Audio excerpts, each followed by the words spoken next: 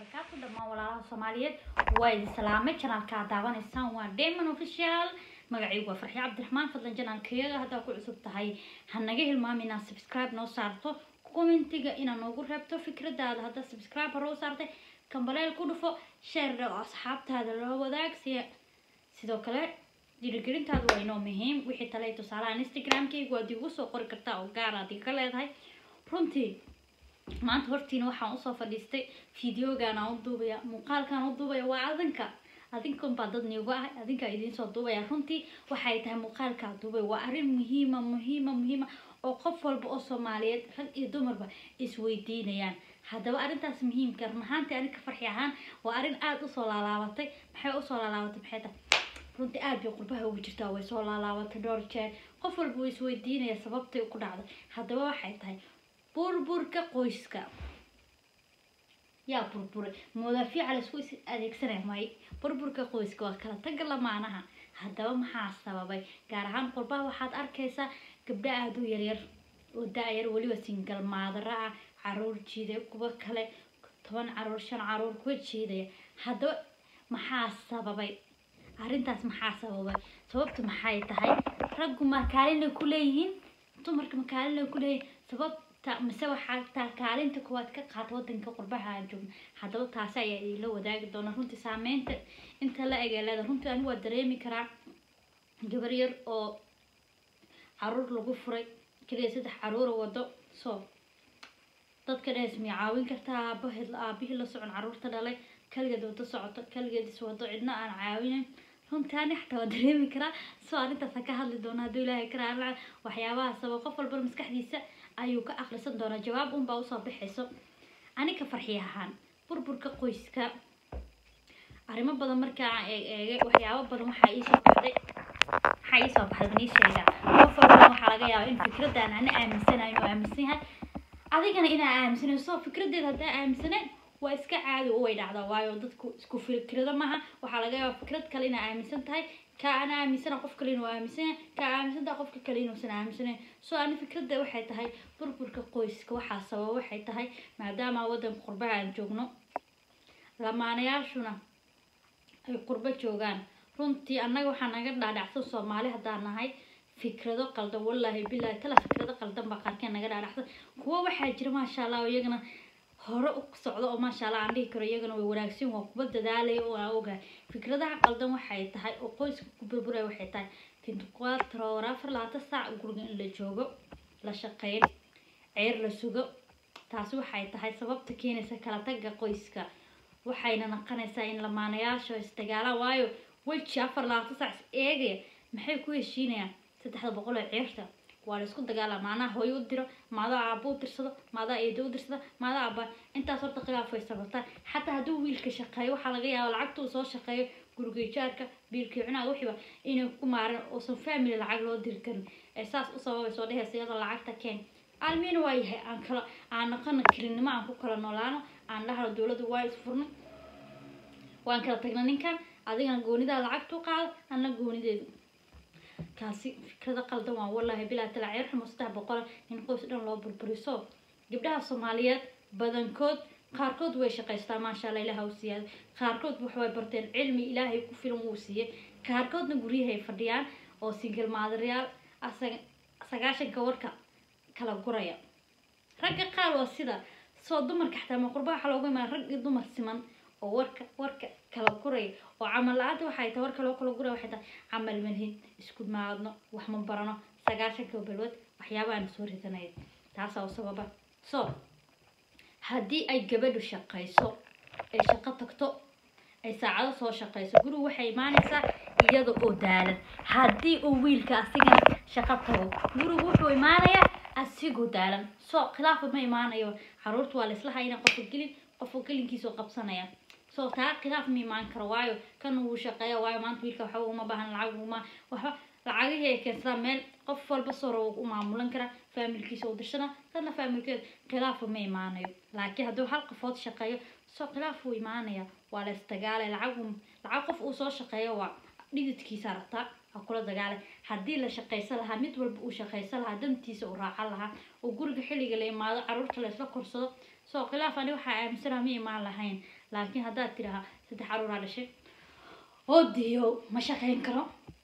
waa duqooway caruurtii ay haynaya ma socon karo guriga saana isku dhaxyal wariya kaala adiga laabta soo dhaq adiga ninka asigoo daal shaqo qiimaad hol u dirayso taa ma dhacayso so haddaan noqoto qof shaqaysto oo familkaaga qof walba wax kaaga baha maanta laakiin haddaad sugto habdi ya habibi dahab lacag soo weydiis lacag naani lacag inta ka keenaya adiga lacag ku filan hayn inta lacag ka keenay ninka ha ku dhaw marka ha ku dhaw haddaad cindeyda biileen maxaad igu qabtaa maxaa ifur hadda bo waa wala isfuro waa qajaa khalaas waa la isfuray taas ayaa sababaysa burburka qoyska qurbaha haddii la iska garab istaago xabiibi ani waa soo shaqeynaa saacad asiga wuxuu shaqeeyaa tusaale ahaan 6 saacadood 6 saacadood ma soo shaqeynaya 6 saacadood ilmaha 6 saacadood oo hayna maxaa ka macnaa waa aragteen gaalada ayuu ilmo dhalay ilmada gelin iskuulka geystaan way shaqeystaan hadda saas sameeyeen isma furan gaalada adinka maxay isku fureystaan maxaa 15 cunug inta laga furaya laguma furleen haddii kale ninka aad gursanayso ka fiirso runtii ka fiirso marka la waxay tahay guurka degdega oo qurbaha oo ku bilaado qof aadan garanin wuxuu qabto qaabka uu dhaqmo waa guursatay kadib khilaafka taas oo sameey adigu dabeecadiisa aadan baran wuxuu yahay baran soo khilaafka taas uu keeni kara waayo stresska qurbaha ka jira dadka dhan confuse baa haysta confuse qurbaha ma fikiraya mid walba wuxuu ka fikiraya soo taasna waa ay sababta abbaaya abooyaal buuqa yareeya gurigiina dhaqda jacaylkiina ku dhisnaada maalmihii koow inta dhaxdaadu yareed ay dhalaaleys xabiibi xayaati qalbi xabiibi lacagta waa heysay hadda maxaad u furaysaa maxaad naag kale adoo naag qaba waxa leedahay nimanka qaar waxa jira iyagoo naag qaba wuxuu ku leeyahay tana naagta naag maahan naagta wuxuu rabo intuu ka samaysto wuxuu ku leeyahay stupidka tan naag ma muxuu leeyahay adoo ka arkay dhaqan xumada adoo ka arkay gabadhi dhaqan xumada iska daa waayo haddaan ninkeeda tabartid oo shaqaysatid asiga shaqaysto soo fasax isla aadaan xaflado isla tagtaan McDonald's isla aadaan habeenba meel aad isku kaxaysaan salaamada aad isla soo daawataan wax walba aad isla wadaagtaan soo ninkaaga kaama tagayo samaha true kaama tagayo wallahi kaama tagayo laakiin 9 ko soo hortaagantay telefoonka soo qabo heblayo heblayo hello maxaa jaanis ninka siisa heblayo jaanis ka siisa ninka maxaa jaanis siisa taana way sababtaa runtii waxay kugu dhiirigelinaya inaad shaqaysataan inaad sidii wax u qabsataan kulli hadii la shaqaysto wax guri la isku imaado buuq male kana dhinaciisa uu ka daba kan dhinaciisa miin lacagtiina koonka ugu shubata soo aanisa fikradeeda waxa laga yaabaa inaad ugu raacsaneen qaarna ay ugu raacsan yahay ilaahay farxiis sax ka hadlaysa wixii sheegayso arin dhaxda laakiin aniga marka aan gabdho yaryar oo 9 kilmad jiiday oo lagu soo furay single mother runtii waa naxaa ma fiicno marka gabdho iska adkaaga wax barta naftiin wax u qabsada shaqaysta ninka meel ha u fadhinaha shaqaysta nafsadiina anfac waayo ninka lacagtiisa gacantiisa wuxuu soo qabtay ha sugin waxay ugu yaabka badan hadda koobniin wiil baa wuxuu ugu yiri waa wada sheekaysanayna soo waa la wada sheekaystaa markaasuu ugu yiri farxiya he abaayna guursadara waxaan ku yiri walaal guurka maxmed aad guursanaysay haye markaasuu hadaa is guursan marka cunno karsanay markaasuu hadaa is guursan anigu waa soo shaqeena adna guriga ay fadhina cunnada ay karnaysa dharka ay dhaqaysa soo waxaan ku yiri hadaa inta qabsado maxaa u noolaanimo waxa la soo diraan adiga inaan ku shaqeeyo almiina lacag iska kaysiyanahay guursan ku shaqeynaya bila lacag ba ku shaqeynaya ileen jacaylba ma hata runtii aan waxaan jeclaa qof walba shakhsiyadiisa in la soo fargashan adiga shakhsiyadaada ku goonita shakhsiyadiisa asay ku goonita soo hadaa labadiina telefonkii hadaa tagaasho telefonadiina aan kontrooshaan aad camalka heblaay maxay ku soo qortay hebel muxuu ku soo qoray ninka muxuu ahaa maxaad waxba ma soo kordhinayo qoysku inay kala tagaan taas oo sabab runtii waxay idinku dhiirigelinaa gabar ay shaqayso naftaada wax u qabso ninka waxa ka sug ninoo gabadhaada inay shaqaysato oo ogolaw xabsiga ka daa xabsiga gelin inay cunno adig ku kariso looma soo dirin inay adig ku qadaamiso looma soo dir inay iyada nafsadeeda wax u qabsato waalidkeeda wax u qabsato ubadka dhal doonto wax u qabsato hadday maanta wax gaarto adig kugu gaarto magacaan waayo waxa leena naagti heblaayo ninki naagti hayd Soomaaliga gambi naag heblaayo ni oh my god soo xasuusanaya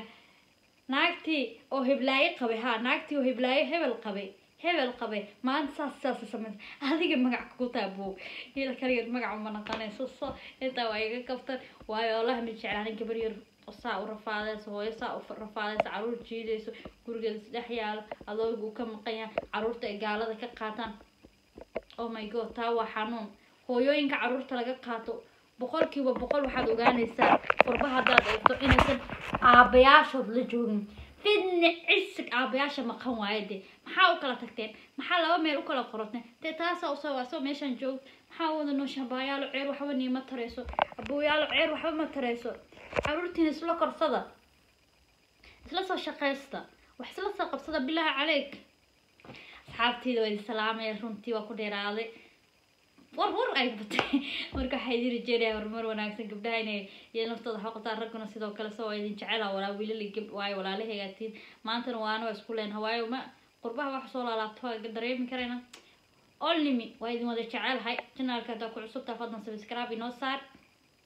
laago commentiga share ka hanaga hilmaama asxaabtaada inaad la wadaagto fikradaada igu soo sidoo kale hada talooyin iyo haysato ka farxiyaha waa soo dhaweeyna waayo dad badan baa Instagram-kii la soo hadlay farxiya runtii talooyinkiina wallahi bila tuma jacayl waa idinkaga mahad celinaya qaabka talooyinka igu soo jeediseen dhamaantii waa mahadsantiin waa idin wada jecelahay I love you so much ciao inta ku tolmi doono video xiga nabadey